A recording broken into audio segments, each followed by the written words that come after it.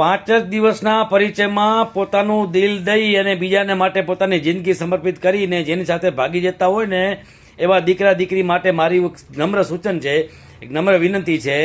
કે તમારા માટે થઈને તમારા માતા પિતાએ સુખ દુઃખ વેઠ્યા હોય, તકલીફો સહન કરી હોય, કરજાઓ કર્યા હોય, તમારા મોજશોખ પૂરા કરવા માટે મિલકતો વેચી નાખી હોય, તમે નાના હો ત્યારે તમને નવડાવી ધોવડાવથી માંડીને તમારી નાની નાની પસંદગીઓથી માંડીને તમારા કપડાં લત્તાથી માંડીને તમારા મોજશોખ તમામ પૂરા કર્યા હોય, એણે ખૂબ દુઃખ તકલીફો વેઠી હોય, પોતે ઉજાગરા સહન કર્યા હોય, તમને સુખ શાંતિથી નિંદર આપી હોય, અને જ્યારે તમે ભાગી ગયા પછી તમે એમ કહેતા હો પોલીસ સ્ટેશનમાં જઈને કે આમને હું ઓળખતી નથી. ઘણા એવા કિસ્સા મેં જોયા છે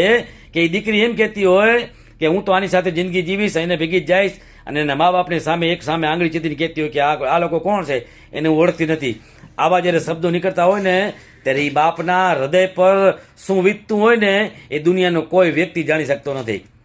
એ દુઃખ જે થયું હોય ને, પર્વત તૂટે ને પર્વત, એનું પણ દુઃખ એટલું બધું ન હોય. અને હજારો કરોડોની હત્યાઓ કરી હોય ને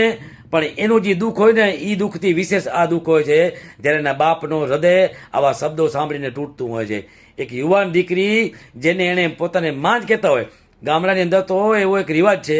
કે દીકરી હોય ને એ બોલાવે ને એટલે બાપ એને માં કહેતો, હા માં, શું મારા દીકરા, શું મારા બાપ, આવા શબ્દો વાપરતો બાપની સામે જ્યારે એ દીકરી એમ કહે ને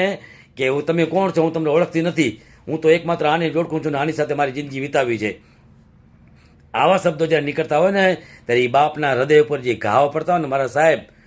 એ ઘાવ એ એક જ બાપ જ સહન કરી શકે અને બાપ જ એ વસ્તુને મહેસૂસ કરી શકે, એનો અનુભવ કરી શકે. બાકી દુનિયાનો કોઈ વ્યક્તિ, દુનિયાનો કોઈ કવિ, દુનિયાનો કોઈ અનુભવી માણસ પણ એ કહી નથી શકતો, લખી નથી શકતો અને બોલી નથી શકતો કે એ શું વીત્યું છે. એ એક જ બાપ સહન કરતો હોય છે. એટલે અત્યારના યુવા યુવતીઓને અને દીકરીઓને, દીકરાઓને તમામને મારું એક નમ્ર નિવેદન, નમ્ર સૂચના, નમ્ર વિનંતી કે આવું કામ કરતા પહેલા 1000 વખત વિચાર કરી લેજો અને તમારા ઇજ્જતદાર બાપ અને માનું વિચાર કરજો. એના સંસ્કારો સામે જોજો અને એની આબરૂને તમે ઉકેડે ન ચડાવતા. મારા દીકરા, તમે ઉકેડે ન ચડાવતા.